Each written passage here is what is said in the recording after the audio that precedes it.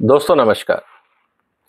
चुनाव का माहौल है और चुनाव जब आता है तो हर तरह के हथकंडे अपनाए जाते हैं। इस समय इस देश में एक जनगणना की बात चल रही है और वो है जाति आधारित कास्ट बेस्ड सेंसस।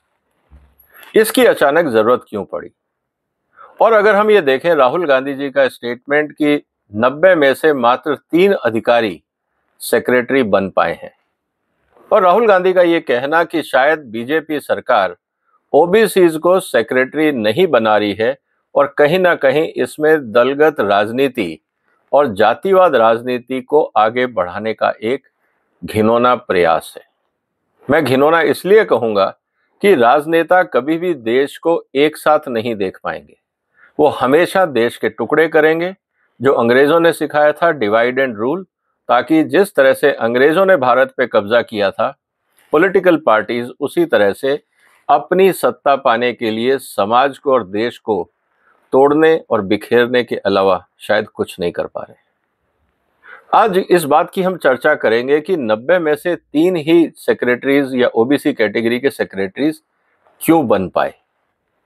दोस्तों, जो भी भारत में अपॉइंटमेंट होता है सरकारी पदों के लिए और खासकर उच्च पदों के लिए, उसके लिए संविधान के हिसाब से एक यूपीएससी का प्रावधान है। जो यूपीएससी है उसका काम है भारत में उच्च पदों पर जो भी लोग नियुक्त हों उनका सिलेक्शन करना, उनका शॉर्टलिस्टिंग करना, उनकी पोस्टिंग, उनका ट्रांसफर, उनकी प्रमोशन, ये सारे काम यूपीएससी के जिम्मेदारी है। अब सवाल ये है कि इसमें सरकार की जिम्मेवारी क्या है और अगर 90 में से सिर्फ 3 ही सेक्रेटरी बने हैं तो उसका कारण क्या है।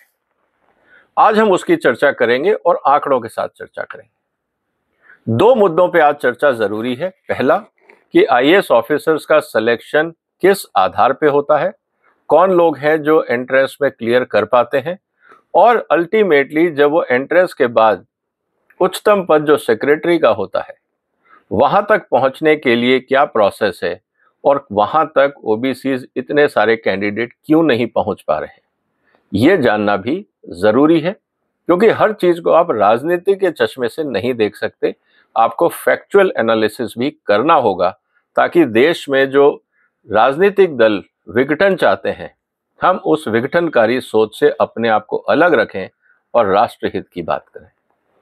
आगे बढ़ने से पहले आप इस वीडियो को शेयर कर सकते हैं और इस चैनल को सब्सक्राइब कर सकते हैं अभी तक नहीं किया है। दोस्तों, सबसे पहले हमें यह जानना होगा कि आईएएस ऑफिसर्स जो कैडर है, उनके जो लोग या बाकी जो सीनियर पोजीशन या यूपीएससी सिलेक्शन के द्वारा जो अधिकारी सेलेक्ट होते हैं वो भारत के जो भारत सरकार है उसके उच्च पदों तक पहुंचते हैं। अब सेक्रेटरीज की पोजीशन, जो आईएएस ऑफिसर का जो सिलेक्शन है उसका बेस क्राइटेरिया क्या है उसको समझना जरूरी है। देखिए दोस्तों, एक सबसे इंपॉर्टेंट क्राइटेरिया है एज लिमिट। वहां पे कोई क्वालिफिकेशन डिफरेंशिएशन नहीं है। आप हिस्ट्री के स्टूडेंट हो, साइंस के हो, मेडिकल हो, आईआईटी हो, इंजीनियर हो, कुछ भी हो, जब तक आप ग्रेजुएट हैं आप एलिजिबल हैं। लेकिन एक बहुत बड़ा क्राइटेरिया है एज का। आप किसी भी समय आप आईएएस ऑफिसर का एग्जाम नहीं दे सकते। जैसे बहुत सारी और शिक्षाओं में होता है, आप लॉ कभी भी कर सकते हैं, आप मेडिकल कभी भी कर सकते हैं, आप कहीं पे भी कोई और क्वालिफिकेशन ले सकते हैं, लेकिन आईएएस ऑफिसर्स के लिए जो एज लिमिट तय की गई है वो है 21 साल से 32 साल के बीच में आपकी एज होनी चाहिए। अब सवाल ये है कि 21 और 32 साल जो है वो जनरल कैटेगरी के लिए, लेकिन अगर आप ओबीसी कैटेगरी में हैं तो आपको 3 साल का रिलैक्सेशन है, और अगर आप एससी एसटी कैटेगरी में हैं तो आपको 5 साल का रिलैक्सेशन है। इसका मतलब ये है कि अगर आप ओबीसी कैटेगरी में हैं तो आप 35 साल तक एग्जाम दे सकते हैं, और अगर आप एससी एसटी कैटेगरी में हैं तो आप 37 साल तक एग्जाम दे सकते हैं।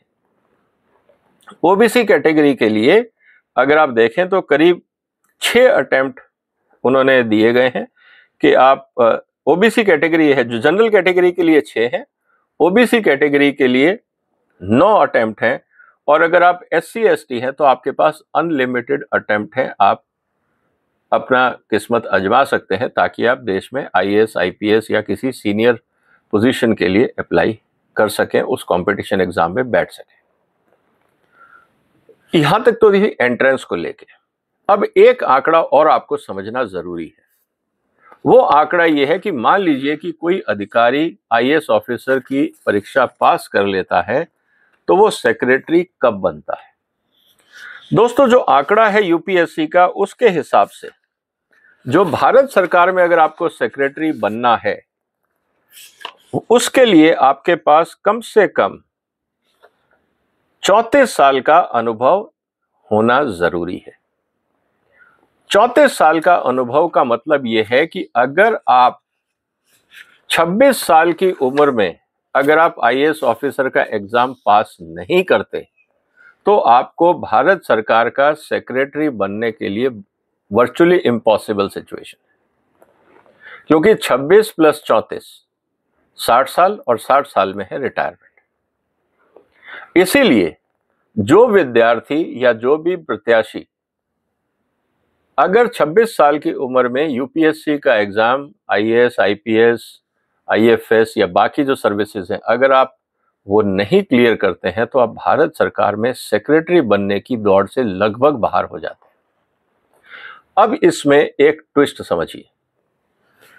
21 से 32 साल की हमने बात करी, जो एक नॉर्मल कैटेगरी की बात है। अगर मान लीजिए मैं जनरल कैटेगरी से हूं और अगर मैंने 27 या 28 साल की उम्र में आईएएस ऑफिसर बनने की बात, मैंने अगर एग्जाम क्लियर किया तो शायद मैं भी सेक्रेटरी नहीं बन पाता, या बन सकता, या कोई भी स्टूडेंट जो 27, 28, 29, 30 मतलब 26 के बाद अगर वो कोई भी व्यक्ति अगर आईएएस ऑफिसर का एग्जाम क्लियर करता है तो उसके सेक्रेटरी बनने की संभावना बहुत कम हो जाती है। अब इसमें ये फर्क नहीं आता है कि आप जनरल से हैं या ओबीसी कैटेगरी से हैं या एससी एसटी से, ये बात हमें समझनी हो।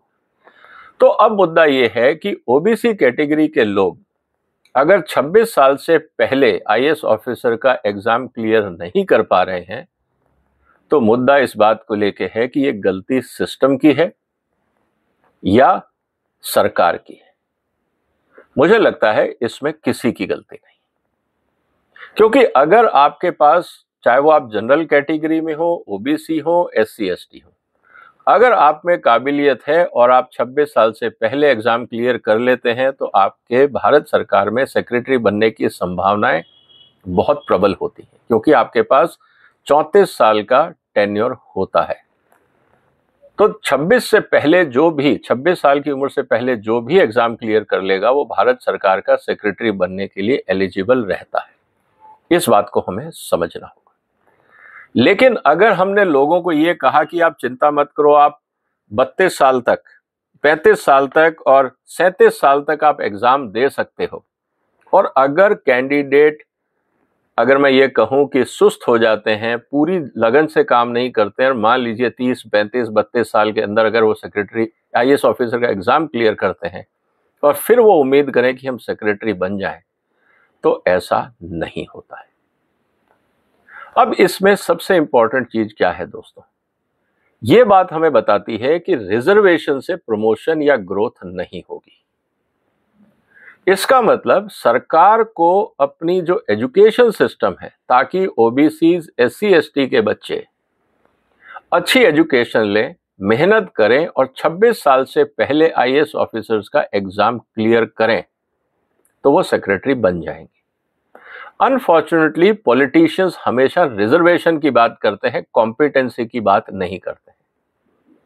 आज जरूरत इस बात की है, और राहुल गांधी जी से मैं निवेदन करूंगा कि कम से कम आप कांग्रेस के जो राज्य हैं वहां पे हाई क्लास क्वालिफिकेशन या कॉम्पिटिटिव एग्जाम्स के लिए तैयारी करवाइए आईएएस के लिए, ओबीसी और एससी एसटी बच्चों के लिए, जनरल कैटेगरी के बच्चों के लिए, ताकि वो 24-25 साल की उम्र में आईएएस ऑफिसर्स के एग्जाम, यूपीएससी के एग्जाम क्लियर कर सकें। आपने उनको रिलैक्सेशन दे दिया, वो 35 साल की उम्र में आईएएस ऑफिसर बन जाएंगे। अगर वो 35 साल की उम्र में आईएएस ऑफिसर बनता है कोई अधिकारी, जैसा आपने रिलैक्सेशन दिया है, तो वो ज्यादा से ज्यादा ज्वाइंट सेक्रेटरी, अगर बहुत ही टाइम उसको मिल गया तो शायद एडिशनल सेक्रेटरी तक पहुंच जाएगा। ज्यादातर अधिकारी या ज्यादातर जो कैंडिडेट हैं रिजर्वेशन कैटेगरी के, अगर वो 32 साल के बाद ज्वाइन करते हैं और रिलैक्स हो जाते हैं, मेहनत नहीं कर पा रहे हैं, तो सिर्फ वो ज्वाइंट सेक्रेटरी के कैडर तक ही पहुंच पाएंगे। तो निवेदन अब यह है राहुल गांधी जी से कि आप रिजर्वेशन करके लोगों को धोखे में ना रखें। आप लोगों को ये कहें कि आप मेहनत करें और 26 साल से पहले आप किसी भी तरह से आईएएस ऑफिसर बन जाएं, ताकि आपको भारत की सेक्रेटरीशिप या सेक्रेटरी के पोजीशन पे सेवा करने का मौका मिले। क्या राहुल गांधी जी कॉम्पिटेंसी पे ध्यान देंगे या पूरी जिंदगी कास्ट बेस्ड पॉलिटिक्स करेंगे और रिजर्वेशन के साथ खेलेंगे? क्योंकि 75 साल तक हमने इस देश में कॉम्पिटेंसी को इग्नोर किया, इसीलिए इस देश से ब्रेन ड्रेन भी हुआ। और यही कारण है कि आज हमें वापस स्टार्टअप कल्चर, एंटरप्रेन्योरशिप कल्चर लाना पड़ रहा है, ताकि हम इस देश के टैलेंट को रेस्पेक्ट कर सकें। तो दोस्तों, सवाल कॉम्पिटेंसी का है। आपको रिजर्वेशन मिल सकती है, लेकिन रिजर्वेशन से भविष्य नहीं बनता, तरक्की नहीं होती, कॉन्फिडेंस नहीं आता। नौकरी मिल जाएगी, शायद इज्जत ना मिले। सवाल इस बात का है कि अगर आप में कॉम्पिटेंसी है तो आपको इज्जत भी मिलेगी, जिम्मेदारियां भी मिलेंगी, और अगर प्राइवेट सेक्टर में है तो आपको पैसा भी मिलेगा, और जो सुख सुविधाएं एक कॉम्पिटेंट आदमी को चाहिए वो भी मिलेगी। अब यह आपको तय करना है कि आप रिजर्वेशन देके अपनी ग्रोथ को स्लो करना चाहते हैं, क्योंकि आपके पास 35 से लेकर 37 साल तक और मौके हैं कंपटीशन एग्जाम देने के। तो जितने मेरे दोस्त हैं जो ओबीसी कैटेगरी से हैं, एससी एसटी कैटेगरी से हैं, मेरा उनसे निवेदन है कि आप इस रिजर्वेशन के चक्कर में ना पड़ें, पूरी मेहनत करें और कोशिश करें कि आप 26 साल से पहले आईएएस ऑफिसर्स का एग्जाम क्लियर कर लें। अगर आप वो कर लेते हैं तो आपके पास 34 साल या उससे ज़्यादा का सर्विस रिकॉर्ड रहेगा, तो आप भारत के सेक्रेटरी बन सकते हैं। उम्मीद है दोस्तों, जो राहुल गांधी जी का तमाशा हो रहा है कि 90 में से 3 सेक्रेटरी हैं, सरकार की नीतियां खराब हैं, तो ये नीतियां तो कांग्रेस लाई थी। क्या राहुल गांधी जी इस बात का जवाब देंगे, या देश को हमेशा धोखे में और भ्रमित सिचुएशन में रखना चाहेंगे?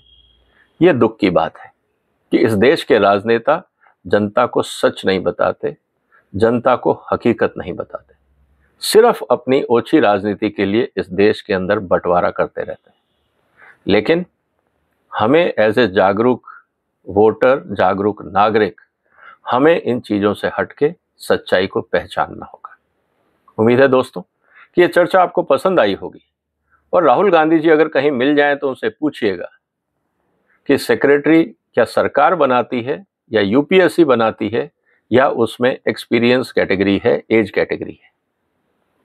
देखते हैं वो क्या जवाब देते हैं। आप इस वीडियो को शेयर करिए। अगर चैनल सब्सक्राइब नहीं किया है तो आप वो भी कर सकते हैं, और फिर मुलाकात होगी एक और महत्वपूर्ण मुद्दे के साथ। तब तक वंदे मातरम।